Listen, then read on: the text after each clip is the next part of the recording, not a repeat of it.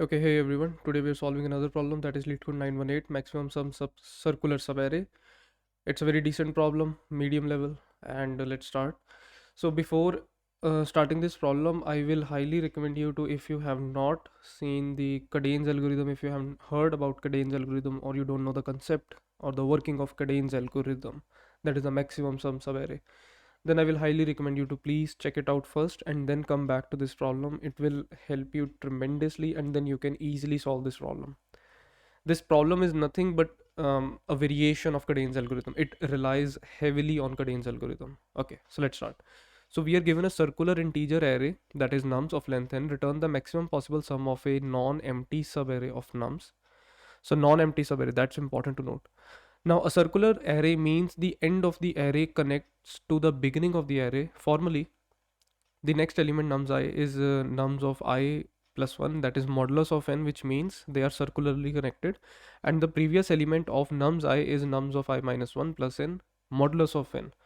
Okay, I will give you a diagrammatically representation of what these lines mean. A subarray may include each element or on of the fixed buffer nums at most once. Formally, for a subarray nums I plus 1 and nums j up till nums j, there does not exist I that is less than k1 and k2 that is less than j, with k1 modulus of n is equal to k2 modulus of n. Okay, so what are they saying is, so you have this subarray, let's see, 1 minus 2 3 and minus 2, right?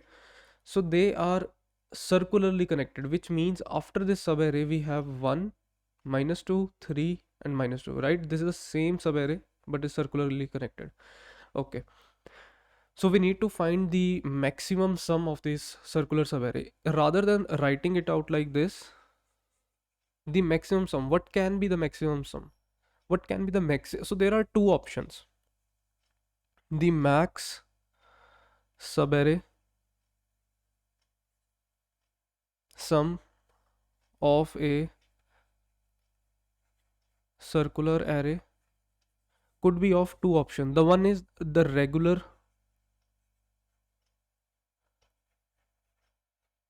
subarray sum. And what happens in this, so you have this array, right? And the subarray is this part.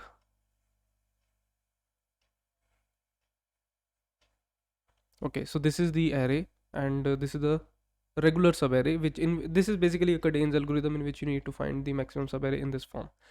The next part is the circular subarray sum. In this part, so you are given this array and the maximum sum is of the form like this.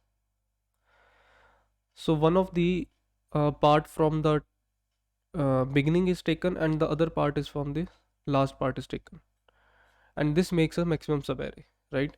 Because if you have like this 1 minus 2 and then 3 and minus 2, and let's say this is the maximum subarray, then this is nothing but 3 and minus 2, the last part are taken, and 1 and minus 2, these 1 and minus 2, they are taken. So this is like of this form. Now, how to solve this problem? So we can easily get this subarray by the Kadane's algorithm, by the sum of this subarray by Kadane's algorithm. So we are not worrying about this one. This is something to worry about, how we are going to do this. Okay, can you focus on this part? Right, this is nothing but the minimum sum, right? It makes sense, right? It's a minimum sum.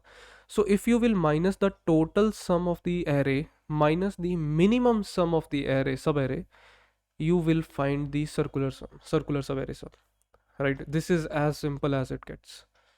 Now there's an edge case. The edge case is if you are given, let's say this test case, you are given minus 3 minus 2 and then you have minus 3, right? In this case, let's start with this subarray. So first of all, we are having the regular subarray maximum sum, so it will be equal to minus 2. You can find this out after Kadane's algorithm. You will find that minus 2 is the maximum sum. So I will write here as max sum is equal to minus 2. Another variable that we needed is total sum. So total sum is equal to minus 3 minus 2 minus 5 minus 5 minus 8. So this will be minus 8. And then the minimum sum. the minimum sum is equal to all these values because they are negative values, so everything will be taken into the account, and the minimum sum will be equal to -8.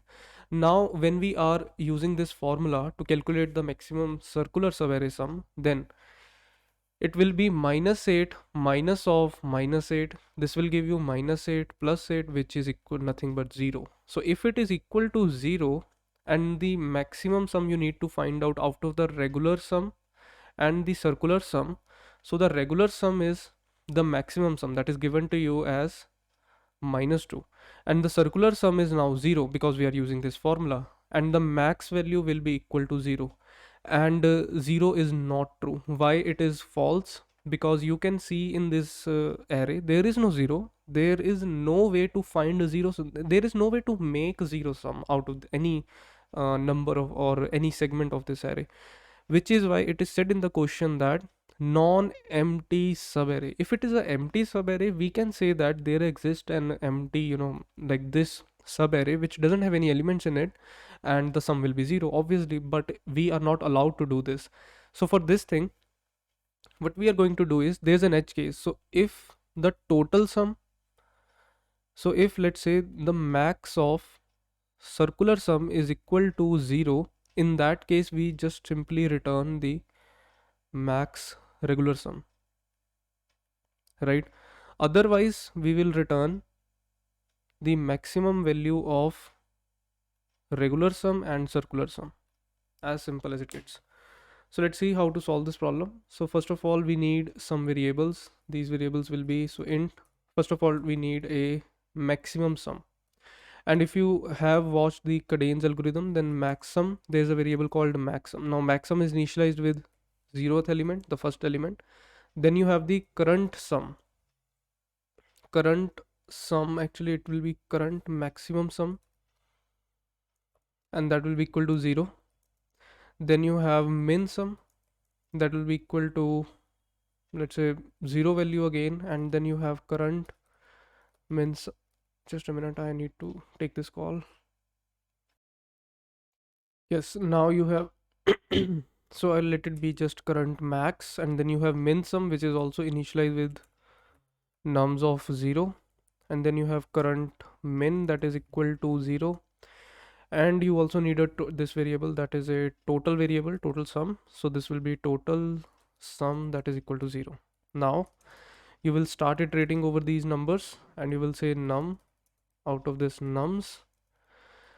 Now, so current max is equal to maximum of current max plus the new character that you are taking, or if you are not taking this current character, then this is the character where you will start a new subarray, which means num, right?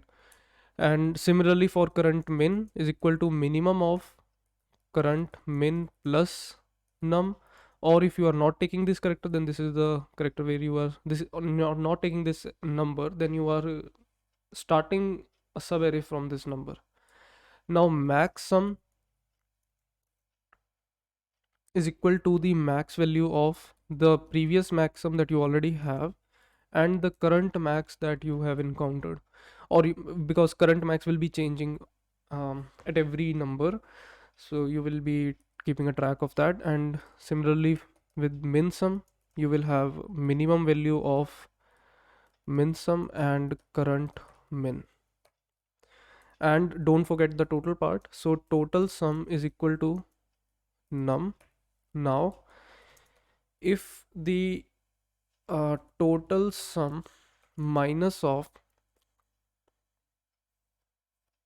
total sum minus of max, no, actually this is not how we'll be doing. So we'll just say saying that if the maximum value is less than 0, okay, so if it is less than 0, then return the maximum. So why we are saying maximum? Because if a maximum value is less than 0, which means all of the numbers are negative, all of the numbers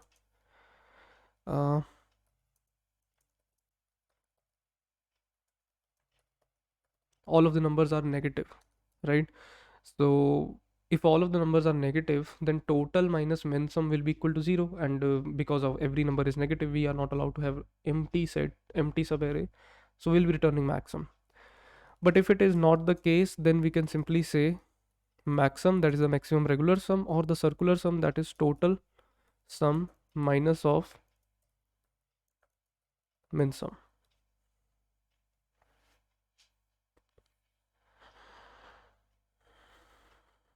Okay, it works on these test cases. Let's see if this will be submitted.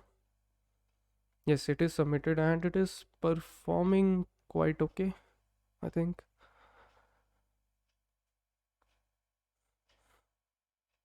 Okay, this fine.